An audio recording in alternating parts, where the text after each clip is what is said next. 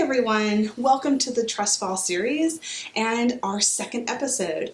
I'm Annika and this episode is about fear of failure.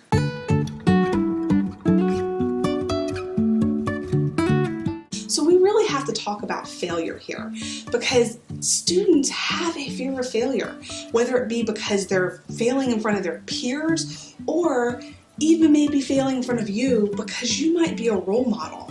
So we have to acknowledge failure and define what failure is to students instead of letting students be fearful of it, because everybody fails. But what you do with that failure is what counts. So there are two questions that you really need to ask yourself when you think about failure. The first one is, how do you approach failure in your classroom? I think that's an important thing to reflect on before you move on to your second question. Because your second question is, what happens when a student performs poorly? How you respond and how you allow peers of those students to respond is essential. But the thing I really want to dig into today are ways that we can combat those negative feelings, those negative thoughts about failure.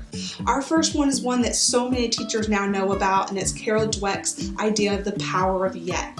I have been seeing so many more growth mindset displays for students in their classrooms, and whether it be not just a display, but how you verbally use that language in the classroom as the teacher, as well as how you have students make it a habit of using that language, has definitely increased quite often lately.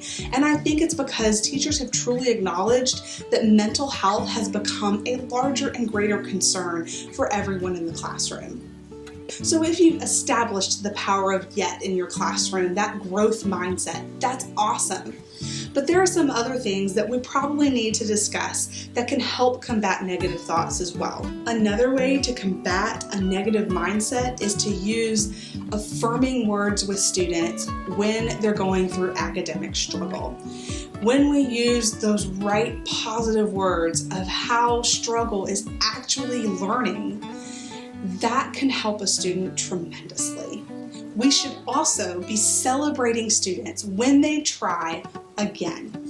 When a kid has failed and they get up and do it again, we need to celebrate that, because that's the right mindset. It means that they understand that they didn't really fail. They've just now figured out that that's not the way to go about doing something, and they're going to try again. That is the ultimate definition of learning. They are learning by doing, and getting up and trying again is scary, and it's a brave thing to do. So let's celebrate that.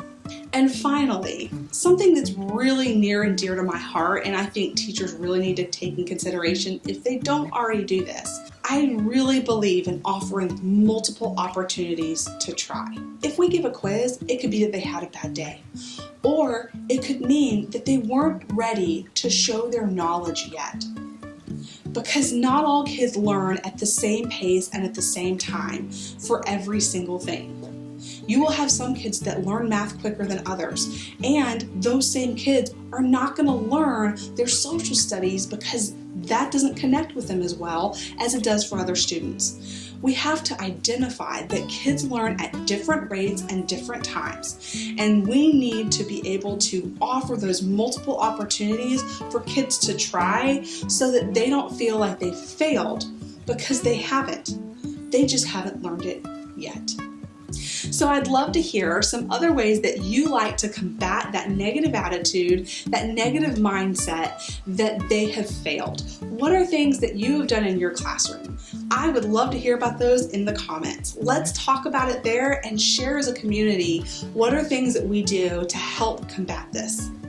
I hope you guys have a great day. Thank you so much for watching, and I'll see you guys next time. Bye.